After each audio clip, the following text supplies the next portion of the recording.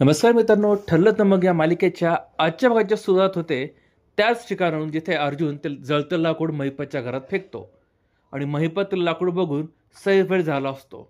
तो सगळीकडे बघत असतो की लाकूड फेकलं कोणी. मग अर्जुन साल्याला दिसतं की तो घाबरलाय. ते म्हणतं आपलं काम झालं असं म्हणत ते निघून जातात. पण मित्रांनो अजून 2 मिनिटं थांबले असते ना तर नागराज पण दिसला असता. कारण नागराज सुद्धा बाहेर येतो. महिपतला विचारतो, महिपत हे काय चाललंय? हे लाकूड कोणी कोणी फेकलं तुझ्या अंगावर? तो म्हणतो कोणीतरी मला मारायचा प्रयत्न करत आहे. पण ती दुसरी व्यक्ती कोणीतरी नसून नक्की प्रियाच आहे. आता प्रियाला मी सोडत नाही असं म्हणत ते प्रियाला चक्क फोन लावतात.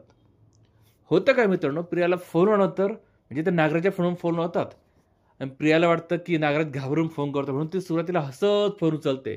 काय काका, बऱ्याच दिवसानंतर पुतणी आठवण आली. मात्र मी पण म्हणतो पुतणी नाही, तुझ्या खापर पंजोबा बोलतोय मी. आता तुला आणि तुझ्या घरच्यांना मी ना ढगात पाठवणार आहे, ढगात. ती म्हणजे झालं तरी काय? मग नागडे म्हणतो आम्हाला तो व्हिडिओ हवा आहे आणि मी जिथे सांगतो ना तिथे यायचं गुपचूप.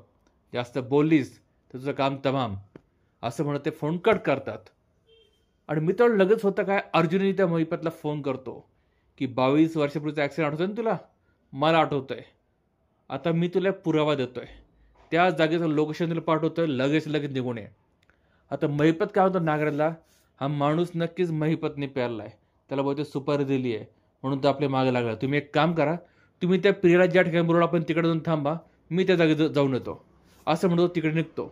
तो परत होतं काय मित्रांनो, अर्जुन सायली रविराजकडे गेले असतात आणि तिथे ना प्रतिमाला एक लॉकेट घरात सापडलं असतं सामान आवरताना. आणि तिला अर्जुनचा लहानपणीचा बड्डे आठवतो ज्या दिवशी त्यांचा ॲक्सिडेंट झाला होता. आणि हे सगळं बोलण्यासाठी ती रविराजकडे येते.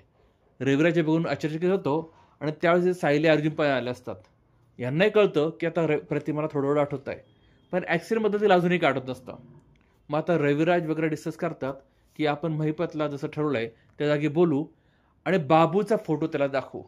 मग मित्रांनो आपल्या इथे ना बॅकग्राऊंडमधले काही फुटेजेस दाखवले जातात.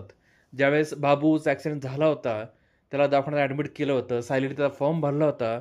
तिथे मग तो म्हणतो सायलीला की रविराज किल्ल्याला बोलवा. मग सायली त्याला जाऊन भेटली होती. मग रविराज दवाखान्यात आला होता आणि बाबू त्याला सगळं सांगणार होता मित्रांनो. पण तिथे नागराज होता. बाबू महिपतचं नागराचं नाव घ्यायच्या अगोदरच नागराज म्हणतो की मी तुकडे करीन ज्या माणसांनी आपला हल्ला केला. म्हणजे त्याने इनडायरेक्टली त्या बाबाला इशारा दिला असतो आणि बाबू ती शांत बसतो. पुन्हा रविराज त्याकडे जातो, त्यावेळेस बाबू मेला असतो का मारला असतो काय माहिती. पण बाबूच्या हातामध्ये चिठ्ठी असते आणि ती चिठ्ठी रवीला भेटली असते रविराजला. त्यात लिहिलं असतं तुमची मुलगी जिवंत आहे.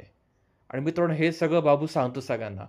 मग अर्जुन सर ठरवतात की आता बाबूचा फोटो दाखवून आपण महिपतला बघू त्याची रिॲक्शन कशी येते. मग ठरल्याप्रमाणे महिपत त्या जागी येतो आणि तो ना आल्या म्हणजे ज्या माणसाने फोन केला त्याला म्हणतो काय लपून बसलास, पटकन समोर ये हिंमत असेल तर.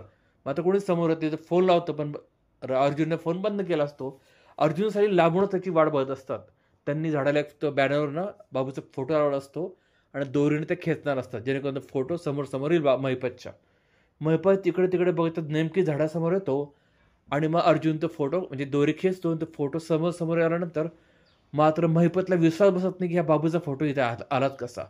मग पुन्हा आपल्याला काही बॅकग्राऊंड म्हणजे मागचे काही सीन दाखवले जातात ज्यात महिपतने बाबूला पैसे दिले होते, रविराजचा फोटो दाखवला होता. मग ते बाबूने ॲक्सिडेंट करून घेतला वगैरे वगैरे. आणि मग त्यांना खात्री पटली असते की रविराज सकट पूर्ण कुटुंब गेलं आहे. आणि मग ना तो घाबरून नागराजला फोन लावतो, पण नागराजचा फोन आउट ऑफ करेज असतो आणि तो लगेच टेन्शनमध्ये तिथून निघून जातो. त्याला पक्की खात्री असते की हे सगळं प्रियाज करते ते. मग महिपत तिथून निघून गेल्यानंतर सायली अर्जुन झाडातनं बाहेर येतात आणि त्यांच्या एक गोष्ट लक्षात येते की महिपत घाबरला म्हणजे महिपतचा या ॲक्सिडेंटशी काहीतरी संबंध नक्की आहे. मग सायली त्याला आठवण करून देते की तुम्ही बघितलं का, जसा तो आल्यानंतर आडवड करत होता तसा तो बाबूचा फोटो बघितल्यानंतर त्यांनी एकदम शांत राहिला. त्याने काही आवाज वगैरे केला नाही. त्याने कोणाला तरी फोन करून केला होता. म्हणजे त्याला ही गोष्ट कोणाला तरी सांगायची होती. आणि याचा अर्थ ना या गेममध्ये म्हणजे या ॲक्सिडेंटमध्ये अजून कोणीतरी सामील आहेत हे त्यांच्या दोघांच्या लक्षात येतं. पण त्यांना हे जाणवतं की त्याचा ना कोणाला तरी संशय पण आला असेल. अर्जुन तो आला असेल कारण महिपतसारख्या माणसांचे खूप दुश्मन असतात ना. तो बिल कोणाला तर नक्की फाडणारच आहे. पण आता आपल्याला गोष्ट कळाली की बाबूंचा महिपतचा काहीतरी संबंध आहे. आपण त्या दोघांची लिंक आहे ते शोधूया असं म्हणत ते पण तिथून निघून जातात. इकडे मात्र नागराजला भेटायला प्रिया येते. ती म्हणते का काका मला बोलवलं.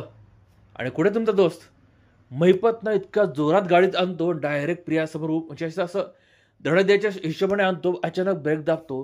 प्रिया प्रचंड घाबरते. ती म्हणते, ही कुठली पद्धत व्हिडिओ मागण्याची, मला मारला असेल ना तुम्ही. मात्र महिपतचे गुंड येतात, तिला घेऊन जातात आणि महिपत आणि नागर तिथे जातात. आणि प्रिया बघते तिथे भलं मोठं खड्डा खाणलंय. आता तिला पक्की खात्री झाली की आपलं आता इथे संपलंय काम, आपल्याला दोघे मारणार. आणि मित्रांनो, इथे आजचा हा भाग संपतोय. म्हणजे मित्रांनो, आता ही मालिकेत ना आता जवळपास पोहोचले आपण. आता लवकरच काहीतरी ट्विस्ट, भयंकर ट्विस्ट आपल्यासमोर येणार आहे. मात्र पुढचा भाग बघण्यासाठी चॅनल सबस्क्राईब करा मित्रांनो. तुम्हाला मालिकेविषयी काय वाटतं, पुढे काय घडू शकेल, कमेंटद्वारे जरूर कळवा.